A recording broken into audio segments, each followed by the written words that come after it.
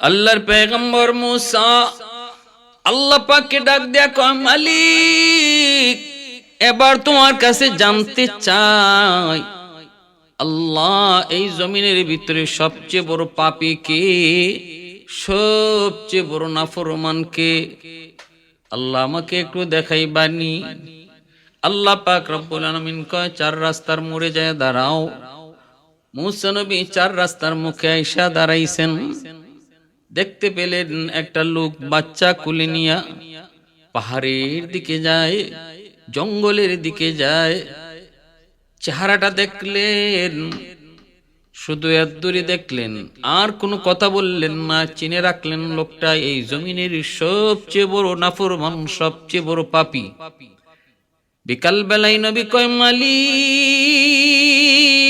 পাপী তো দেখলাম, এবার তোমার একজন ওলি কে? এই জমিনের সবচেয়ে বড় ওলি, সবচেয়ে বড় আল্লাহওয়ালা কে, একটু দেখতে মন চায়। আল্লাহ বললেন, সকালে যেখানে দাঁড়াইছো ওখানে যায় দাঁড়াও। নবী সেখানে আবার আসলেন, ওখানে তিনি দাঁড়ায় থাকলেন। দেখেন ওই লোকটাই সকালবেলা, সে যে লোকটা দুনিয়ার সবচেয়ে বড় নাফরমান হয়ে গেছে, ওই লোকটাই বিকালে দুনিয়ার সবচেয়ে বড় ওলি হয়ে ফিরতেছে। আল্লাহর পয়গম্বর কয়, মালিক কিছুই বুঝি নাই গো। আল্লাহ সকালে যে ছিল নাফরমান, সে বিকালে হয়ে গেল বলি, কেমন করে হয় বুঝে তো আসে না। আল্লাহ পাক রব্বুল আলামিন কয়, মুসা যা বলেছো, যা দেখেছো সব ঠিক, আর আমি আল্লাহ যা বলেছি তাও ঠিক। সকালে এসে গুনাহগারী ছিল, নাফরমান ছিল, জমিনের সবচেয়ে বড় পাপী ছিল। বিকাল বেলায় শেষ দুনিয়ার সবচেয়ে বড় ওলি হয়েছে। ঘটনাটা কি আল্লাহ বুঝায় দিলেন, আমার ওলি হওয়ার জন্য বছর লাগে না, আমি আল্লাহর ওলি হওয়ার জন্য মাস লাগে না, আমি আল্লাহর ওলি হওয়ার জন্য, আমার ওলি হওয়ার জন্য বছরের পর বছর লাগে না, সময় লাগে না। সময় লাগে দুনিয়ার সবকিছুতে, ব্যবসায় সময় লাগে, চাকরিতে সময় লাগে, পড়াশোনায় সময় লাগে, ক্ষেত খামারিতে সময় লাগে, সব জায়গায় সময় লাগে। সময় ছাড়া কিছুই হয় না, হুটহাট কিছুই হয় না। কিন্তু সময় লাগে না শুধু এক কাজের যুবক, ওই কাজটা হলো, কেউ যদি আল্লাহর ওলি হতে চায় তাহলে সে অল্প সময়ের ভিতরেই আল্লাহর ওলি হতে পারে। সকালবেলা যেই মানুষটা ছিল দুনিয়ার সবচেয়ে বড় নাফরমান, বিকালবেলা শেষ দুনিয়ার সবচেয়ে বড় ওলি। আল্লাহর কাছে মুসা নবী জানতে চায়, আল্লাহ কয়, মুসা বাচ্চাটারে লইয়া তওবার নিয়তে সে পাহাড়ের উপরে যায় উঠছে। বাচ্চাটাই কয়, আব্বু পাহাড়টা এত বড়, এর চেয়ে বড় কিছু আছে নাকি? বাবা কয়, বাজান এর চেয়েও বড় হলো সাগর। আব্বা সাগরের চেয়েও বড়? কয় সাগরের চেয়েও বড় হলো জমিন। জমিনের চেয়েও বড়? কয় এর চেয়েও বড় হলো আসমান। বাবা আসমানের চেয়েও বড় কিছু আছে? বাবা তখন কান্দে আর কয়, বাজান আসমানের চেয়েও বড় হয়ে গেছে তোমার বাবার গুনাহ। এই বলে আর কান্দে, কয় সন্তানে কয়, আব্বু তুমি কান্দো কেন, তোমার গুনাহ বুঝি এত বড়, এত বেশি? বলে হ বাবা গো, তোমার গুনার চেয়েও বড় কিছু আছে নাকি? তখনই সেই লোকটাই কয়, বাজান তোমার বাবার গুনার চেয়েও বড় হলো আমার আল্লাহর রহমত। আমার আল্লাহর রহমত গুনার চেয়েও অনেক বড়, অনেক বেশি। আজ পাহাড়ের উপরে তোমাকে নিয়ে এসেছি ওই রহমতের আশায়, কারণ আল্লাহ পাক বলেছে, قل يا عبادي الذين أسرفوا على أنفسهم لا تقنطوا من رحمة الله إن الله يغفر الذنوب جميعا إنه هو الغفور الرحيم الحمد لمن قدر خيرا وخبالا الحمد لمن قدر خيرا وخبالا والشكر لمن صور حسنا وجمالا ফরদুন সামাদুন আন সিফাতিন খালকে বারিউন রব্বুন আযালিয়্যুন খালাকাল খালকা কামালা লা জিদ্দা ওয়ালা নিদ্দা ওয়ালা হাদ্দা লিমাওলা لا ضد ولا ند ولا حد لمولى الآن كما كان ولم يلق زوالا الآن كما كان ولم يلق زوالا لا مثل ولا صور مثلا ونذيرا من قال سوى ذلك قد قال محالا من قال سوى ذلك قد قال محالا لا ولد ولا والد لا عم وخالا لا شبه ولا مثل ولا كفو لمولا لا شبه ولا مثل ولا كفو لمولا এজন্য আমার ভাইরা বন্ধুরা যুবক মূসা আলাইহিস সালাম কয় ও মালিক জানতে চাই কেমন করে লোকটা এত সহজে তোমার এত বড় ওলি হলো। আল্লাহ কয় মূসা যখনই সে আমার রহমতকে সবচেয়ে বড় মনে কইরা আমি আল্লাহর কাছে কান্না শুরু করে দেয়, তওবার নিয়তে কান্দে, তার দুধের বাচ্চাটা কোলের বাচ্চাটা বাবার কান্না দেখে সেও কান্দে, আমি আল্লাহর কাছে বাবার পক্ষ থেকে আমিন আমিন কয়া কয় আল্লাহ তুমি মাফ করো। আমার রহমতের দরিয়ায় জোশ মেরে উঠলো, মুহূর্তের ভিতরে আমি আল্লাহ তার জীবনের সব গুনাহ মাফ করে যেই পরিমাণ গুনাহ ছিল ওই পরিমাণ গুনাহকে নেকি বানায়া সবচেয়ে বড় ওলি বানায়া দিছি। কারণ তওবার বৈশিষ্ট্য হলো তওবাকারী খাঁটি দিলে তওবা করার লগে লগে তার পিছনে যেই পরিমাণ গুনাহ থাকে রে যুবক, ওই পরিমাণ গুনাহকে আল্লাহ সম পরিমাণ নেকি বানায় দেয়। কারণ আল্লাহ কাইল্লা মান তাবা ওয়া আমানা ওয়া আমিলা আমালান সালিহা ফাউলাইকা ইউবাদদিলুল্লাহু সাইয়্যাতিহিম হাসানাত ওয়া কানাল্লাহু গফুরার রহিমা। আল্লাহ পরিষ্কার বলেছেন আমি যাবতীয় গুনাহকে মুহূর্তের ভিতরে তওবার ওসিলায় নেকি বানায় দেব। মূসা আলাইহিস সালাম আল্লাহকে ডাক দিয়ে কয় মালিক কথা তো তোমার সাথে বলি দেখি না, কিন্তু এবার তোমার সাথে শুধু কথা না অডিও কলে নয় ভিডিও কলে কথা বলতে চাই। আল্লাহ পাক মূসা আমি আল্লাহর সাথে ভিডিও কলে কথা বলা যায় না, কারণ লান তারানি এটা কোনোদিন সম্ভব নয়, দেখতে পারবা না। কারণ দুনিয়ার মানুষের চোখে আমি আল্লাহ এমন কোন পাওয়ার দেই নাই যেই পাওয়ারে আমাকে দেখে টিকতে পারে। কিন্তু হ্যাঁ জান্নাতীদেরকে আমি আল্লাহ এমন পাওয়ার দেব তার চোখে, ওই পাওয়ারে এসে আমাকে জান্নাতে দেখতে পারবে, তার অসুবিধা হবে না। কিন্তু দুনিয়ার চোখে আমি কারো চোখে এমন কোন পাওয়ার দেব না যেই পাওয়ারে সে আমাকে দেখবে, আমাকে দেখে সহ্য করবে, এটা হবে না। এ কথা বলা পর আল্লাহ পাক রব্বুল আলামিন যখন বলেন লান তারানি লান তারানি লান তারানি, মূসা কয় মালিক লান তারানি বুঝি না, আমি দেখতে চাই।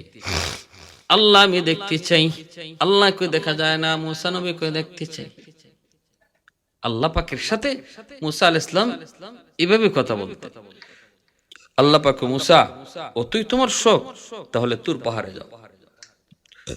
বারবার বলতেছি দেখা যায় না দেখা যায় না, তারপরেও যখন দেখতেই মন চায় তো এলাকা ছাড়ো, মানুষের বসতি ছেড়ে দাও, তোমার কারণে মানুষের যেন কোনো ক্ষতি না হয়, কোনো জীব জানোয়ারের যেন ক্ষতি না হয়। যাও তুর পাহাড়ে চলে যাও। মূসা আলাইহিস সালাম তুর পাহাড়ে আসবেন, আল্লাহ পাক ফেরেশতার মাধ্যমে তুর পাহাড়ের গোটা এরিয়াকে একবার করলেন। ফেরেশতার ঘোষণার মাধ্যমে গোটা এরিয়াকে জানায় দেওয়া হয় এই গো তুর পাহাড়ের অবস্থিত যত জীব জানোয়ার পশু পাখি আছো, তোমরা পাহাড় ছেড়ে অন্য কোথাও চলে যাও। কারণ মুসা আল্লাহর পয়গম্বর, আল্লাহকে দেখতে চায়। তুর পাহাড়ে আল্লাহ পাক তার নূরের তাজাল্লি দিবে। তোমাদের ক্ষতি হবে, তোমরা যার যার মতো করে তুর পাহাড় ছেড়ে চলে যাও। ফেরেশতাদের স্পেশাল বাহিনী এসে ঘোষণা দিয়া দিলেন, সাপের কাতারে সাপ, শিয়ালের কাতারে শিয়াল, পিঁপড়ার কাতারে পিঁপড়া, সবগুলি যার যার মতো করে চলে যাচ্ছে। মূসা নবী তুর পাহাড়ে আইসা তিনি দেখতে পান সবগুলি প্রাণী যার যার মতো দল বেঁধে বেঁধে লাইন ধরে ধরে চলে যায়। মূসা নবী কই, কিরে ভাই তোমরা কই যাও? প্রাণীদের জবান আল্লাহ খুলে দিয়েছে। মূসা নবী আল্লাহকে দেখতে চায়। ফেস লাগাইছেন আপনি, এখন আপনি বুঝি কিছু জানেন না। ফেরেশতারা কয়, নবী গো জিগায় লাভ নাই, গন্ডগোল বাজাইছেন আপনি। মূসা নবী কই, কি গন্ডগোল? কয়, আপনাকে আল্লাহ বারবার নিষেধ করেছে, দেখা যায় না, এরপরও দেখতে চেয়েছেন। আল্লাহ তুর পাহাড়ে আনছেন, এই তুর পাহাড়ের যত প্রাণী আছে সবকে আল্লাহ সরায় দিতেছে। কারণ আল্লাহ পাকের নূরের তাজাল্লি যখন তুর পাহাড়ের উপরে পড়বে, তখন কি হবে কেউ জানে না। এজন্যই আল্লাহ পাক একবার করে নিচে সবরে চলে যেতে বলছে। মূসা নবী এবার টের পাইছে গন্ডগোল তো বড় গন্ডগোল। এতটা তো তিনি বুঝেন নাই। মূসা নবী কয়, ভাই জিব্রাইল মাপ চাই, ভুল করে ফেলেছি, আমি এত কিছু ভাবি নাই, এত বড় বিষয় যে ঘটবে আমি বুঝি নাই। জিব্রাইল কয়, নবী গো টাইম পাস, মাপ চাই কোনো লাভ নাই, যা হওয়ার হয়ে যাবে। রেডি থাকেন, শুধু দেখেন যা হওয়ার হয়ে গেছে, ফয়সালা রেডি। মূসা কালিমুল্লাহ তুর পাহাড়ে একা, কেউ নাই, কোনো প্রাণী নাই, সব যার যার মতো করে শূন্য। আল্লাহ পাক ৭০,০০০ নূরের পর্দা থেকে শুধু একটা পর্দা আল্লাহ সরাইছে। গোটা তুর পাহাড়টা আগুনে জ্বলে ছাই। আগুনের ভিতরে নবী মূসা কালিমুল্লাহ আল্লাহ কয়, এরে আগুন, আমার মূসা আমি আল্লাহর প্রেমে আসক্ত হয়ে আমাকে দেখতে চাইছি, সাবধান, আমার মূসার সাথে তুই আগুন বেয়াদবি করবি না। সাবধান, আমার মূসার লগে তুই আগুন বেয়াদবি করবি না, আমার মূসার একটা পশম পর্যন্ত জ্বালাবি না। তোর পাহাড় জ্বলল, মূসা নবীর পশম পর্যন্ত আগুন জ্বালায় নাই। ভাইরা বন্ধুরা, এরপর আল্লাহ পাক হুঁশ ফিরাইছে। নবী তখন হুঁশ ফিরে আল্লাহর কাছে মাপ চেয়েছে, মালিক বুঝি নাই, মাফ করে দেন।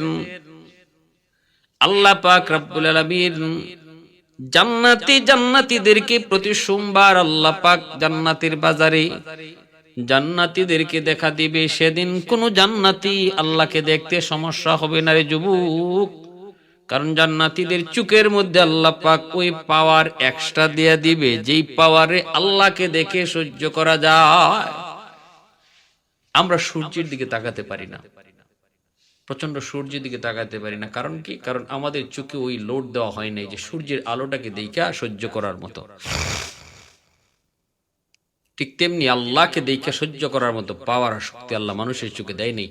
তবে অতিরিক্ত এক্সট্রা পাওয়ার আল্লাহ জান্নাতীদের চোখে দিয়ে দিবে। জান্নাতে যখন ঢুকবে তখন ওই চোখ দিয়ে সে বুঝতে পারবে, ওই চোখ দিয়ে সে দেখবে।